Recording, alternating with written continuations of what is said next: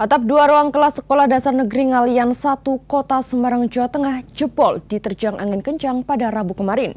Akibatnya sejumlah sarana penunjang di sekolah mengalami kerusakan. Kerusakan pada atap genting Sekolah Dasar Negeri Ngalian 01 Kota Semarang pada Kamis pagi masih tampak dan belum diperbaiki.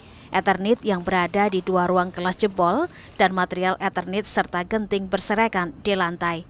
Beruntung saat kejadian tidak ada kegiatan belajar mengajar ataupun aktivitas pekerjaan yang dilakukan oleh pegawai sehingga tidak ada korban luka maupun korban jiwa. Selain itu, pohon yang berada di halaman sekolah juga tumbang diterjang angin kencang. Itu pukul setengah 6 pas kebetulan tuh angin yang sangat kencang sekali, kemudian bersamaan dengan hujan. Jadi genting itu bertebangan seperti pot-pot yang melayang itu sampai di tengah sini ini gentingnya. Kemudian ternyata setelah kami naik, yang kena itu dua ruangan kelas, yaitu kelas 3B dan kelas 3C. Karena gentingnya hilang sehingga ada juga yang masuk ke dalam atap, kemudian Ethernitnya jebol.